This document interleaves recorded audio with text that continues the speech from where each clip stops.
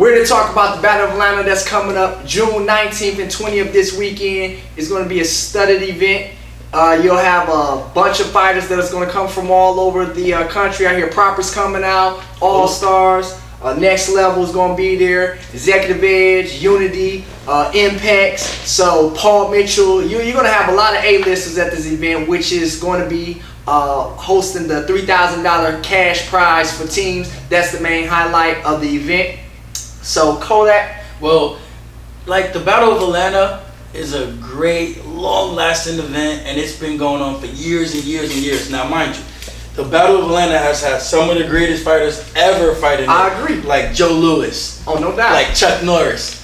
Like Keith Vitale and Bill Superfoot Wallace, you know? And now they got some of the greats, you know, competing in it. Like, it's a historical event. I mean, this tournament has been running, I think, since like the 70s, 80s. And I was told used to be in the Georgia Dome. That's how big it was. That's how big it was. I mean, can you imagine the Georgia Dome once upon a time? What if we had a tournament nowadays in the Georgia Dome? Oh man, it would be interesting to see. I mean, it would be. I would hope it's something we need to work on. We do. I mean, I'm still waiting for one event that will host all the top American fighters. If you think about it, folks, name one event where we're all in the same place. Everybody. At the same time. I'm talking from the west to the east to the south. Everybody.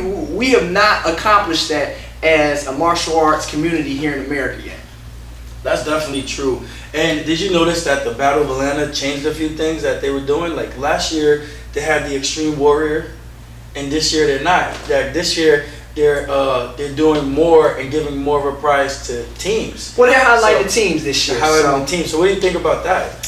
I think it's actually a good incentive, you know, to bring some of the teams out, you know, to compete for that type of prize money. You know, NASCAR has always done a good job of promoting, you know, team events. And one thing I want to do is get out there and win that prize money. I don't know about you guys, but I definitely want to get out there and shake it up. Oh man, well it's funny because and my guys do want to get out there and win that money just to get on that one. But it's funny because remember they were giving $5,000 as the grand prize for the Extreme Warrior, and now they're giving $3,000 for teams. Wouldn't you think they would give more money when there's more people involved and it's a team, you know? Good point right there. Good point. Very good. But it's a different promoter this year. I believe Greg Ruth is hosting this event. You know, what's quite interesting about this event, it kind of changes from promoter to promoter. You know, so I think, you know, this is his thing to kind of, you know, bring, you know, his Greg Ruth special has actually been promoting it for the last few years or having something to do with it. Actually, this year he brought a new person in on board as one of the promoters of the tournament. We have Ernest Miller. He's actually one of the promoters of the tournament. And you know what? I don't think he could have done anything better because Ernest is actually a fighter. You know what I mean? Absolutely. Somebody who knows what it feels like to actually be in the ring and now promote this. We could actually, now we kind of know we're going to be in good hands, being that someone that does what we do is going to be in charge of the tournament. Does that make sense? Oh yeah, absolutely. And on top of that, you know, he's a local Atlanta legend. So, you know, having that event. He's a world legend.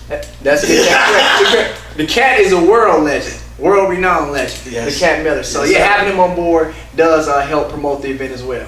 Yeah, and you know they have, and he has a whole bunch of great people around him. He has Ernest the Cat Miller. You have Lynn Gregory. Right. Right. There's no ship that can run without a crew. You know what I mean? Agreed. So yeah, so I definitely think that was I didn't understand the change in the money that year, but this year, listen. To give that much money to teams, there's no one else that's given even a percentage of that money to teams except for Lee Ireland, who's giving shout out to Lee Ireland, who's giving out at least $1,800, which is his minimum, which he sponsors for Executive Edge, which is a team that he sponsors, and they throw the senior challenge or the senior team fights, and they have a list of events that they're participating at.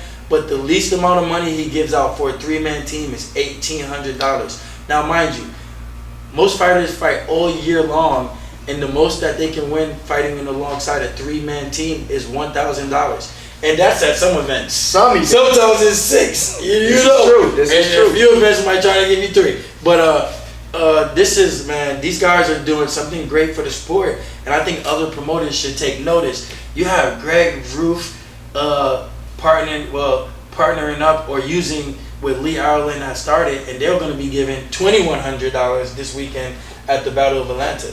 So yeah, I know Team Next Level will have a senior team. I don't know about what about Executive you Edge will have a senior team out there as well, Okay. representing for the 30, 40, and 50-year-old guys. You know, so it's going to be a star-studded event. And there is some other highlights. I believe they have a forms challenge there as well that's being put on. Was it a traditional challenge? No, it's not a traditional challenge. This is going to be with some of the top forms guys that are on the circuit competing.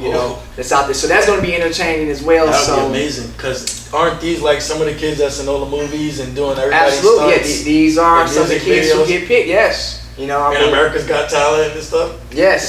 So it's going to be a host of different things going on at the battle. It's a great event.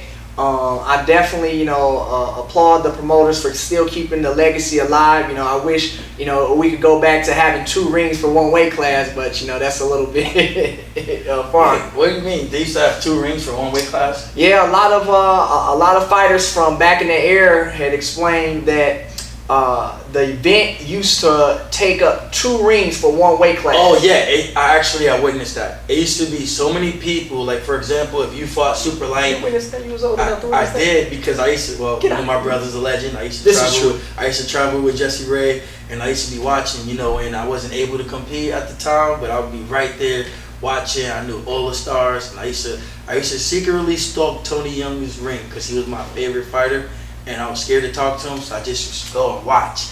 And since he was a lighter weight, that ring used to have 50 to 60 people, which they would split the ring up and run it in 2 different rings, come down to 2 people and fight them off for first and second. Wow. I remember that. I remember that, yeah. Well, maybe one day we'll Big get up back to to Tony that. Young. Ty.